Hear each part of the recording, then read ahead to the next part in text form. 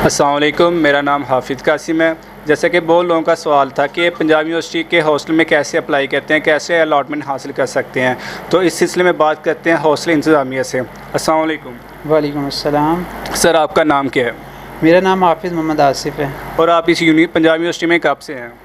मैं यूनिवर्सिटी में पिछले 10 साल से हूँ। 10 साल से। और हॉस्टल में कैसे अप्लाई कर सकता है नया बंदा? हॉस्टल में बेसिकली जो स्टूडेंट हैं मॉर्निंग के वो अप्लाई कर सकते हैं। मॉर्निंग के अप्लाई कर मॉर्निंग के सकते अप्लाई कर हैं, सकते इवनिंग वालों को हॉस्टल नहीं इवनिंग मिलता? वालों को हॉस्टल की अलाटमेंट नहीं होती। और इसके लिए क्या क्या प्रोसीजर, क्या क्या डॉक्यूमेंट चाहिए?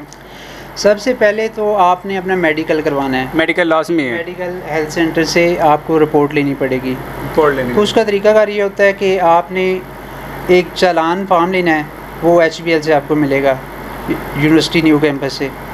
वो लेके आपने 200 का फ़ीस उस पर जमा करवा के हेल्थ सेंटर चले जाना है। हेल्थ सेंटर वाले आपका मेडिकल करेंगे, जिसकी रिपोर्ट आपको नेक्स्ट डे मिलेगी। और सर, ये बता दें कि जो हॉस्टल का कमरा है वो कौन अलाट करता है? आप अलाट करते हैं, डिपार्टमेंट वाले अलाट करते हैं? देखिए, ये मुख्तलिफ होता है।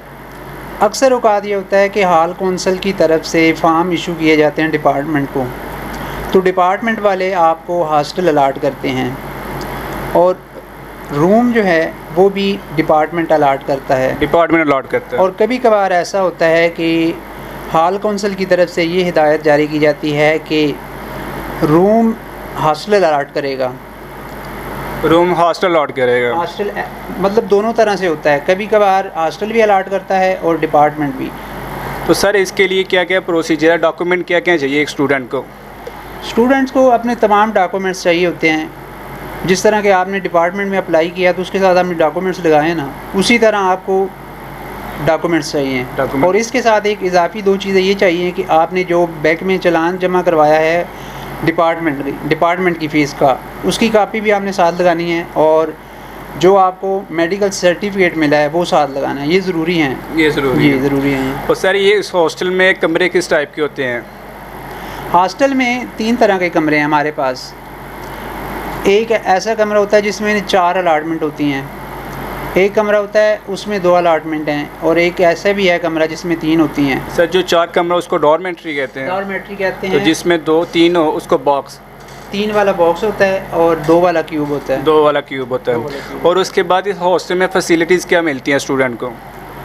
देखिए, जब आपकी अलाटमेंट हो जाती है तो बैर की निस्बत जो प्राइवेट हॉस्टल हैं उनकी निस्बत यहाँ पे बहुत ज़्यादा स्टूडेंट को फैसिलिटीज़ मिलती हैं, और कम फ़ीस होती है, फैसिलिटीज़ ज़्यादा होती हैं। यहाँ पे आपको अपने घर वाला माहौल मिलता है, साफ़ सुथरा माहौल है, सफाई होती है, और इसके साथ आपका मेस होता है, यहाँ पे टीवी रूम होता है, खेलों के लिए बैडमिंटन का ग्राउंड है, कॉमन रूम होता है, उसमें मुख्तलिफ़ किस्म के आप खेल सकते हैं। मुख्तलिफ किस्म? जी। और सर, मेस भी होता है? मेस भी होता है, जिसकी बिल्कुल मुनासिब सी फ़ीस होती है। वो नेक्स्ट मंथ आपने उसका बिल जमा करवाना होता है, जितना आप खाना खाएंगे उतना आपको बिल आ जाएगा। सर, जो मेस का बिल होता है वो आप हॉस्टल वाले को देना पड़ता है या बैंक में जमा करवाना पड़ता है? आपने हॉस्टल वालों को कभी भी वो फ़ीस वगैरह नहीं देनी, आपने हॉस्टल के ऑफिस से चालान लेना है।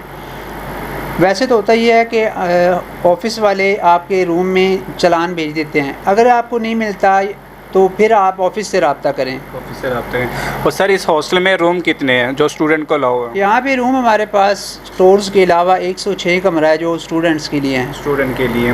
और ये इस हॉस्टल का इंचार्ज कौन है? इंचार्ज होते हैं वार्डन साहब, और फिर उनके बाद होते हैं सुपरिटेंडेंट साहब। और हॉस्टल में जो होते हैं, जो सफाई वगैरह, जो मैस वगैरह चलाते हैं, वो कितने बंदे हैं मैक्सिमम, जो गेट कीपर मिला के? देखिए, यहाँ पे ना मेस का अमला अलग से होता है, और गेट कीपर जो आप पूछ रहे हैं वो अलग से होते हैं। वो 4 लोग होते हैं, वो मुख्तलिफ़ शिफ्टों में ड्यूटी कर रहे होते हैं। और मेस का अमला जो है वो स्टूडेंट्स के लिए खाना वगैरह उनको सर्व करते हैं। तो वो जो आप फ़ीसें वगैरह जमा करवाते हैं, मेस की फ़ीसें और जो आप चलान, उसी में से उनको सैलरी वगैरह पे की जाती है। सर, हॉस्टल में सफाई का क्या इंतज़ाम हैं? उसके लिए हमारे पास सैनिटरी वर्कर होते हैं, सफाई वाला अमला होता है, वो डेली आते हैं और आके हॉस्टल की सफाई करते हैं। और कोई बच्चा जो पे ना कर सकता हो हॉस्टल ड्यूज़, तो उसके लिए कुछ है, मतलब उनके लिए कुछ फ़ीस कंसेशन वगैरह? देखिए, यहाँ पे पहली फ़ीस जो है उसमें कंसेशन है काफ़ी, बिल्कुल थोड़ी सी फ़ीस होती है। अगर आप बैर किसी प्राइवेट हॉस्टल से इसका मुवाज़ना करें तो फिर आपको अंदाज़ा हो जाएगा। तो बाकी जो स्टूडेंट किसी कोटा सिस्टम पे आते हैं उनके लिए फ़ीस में होती है कंसेशन होती है। और हॉस्टल की फ़ीस कितनी है? पहले ही फ़ीस जो है वो तकरीबन 20-21 हज़ार रुपये आपकी फ़ीस होगी, तो उसमें से आपकी फ़ीस 4500 रुपये वो सिक्योरिटी होती है, वो रिफ़ंडेबल होती है। जब आपकी अलाटमेंट ख़त्म हो जाएगी, सेशन कंप्लीट हो जाएगा, तो आपको वो फ़ीस रिफ़ंड हो जाएगी।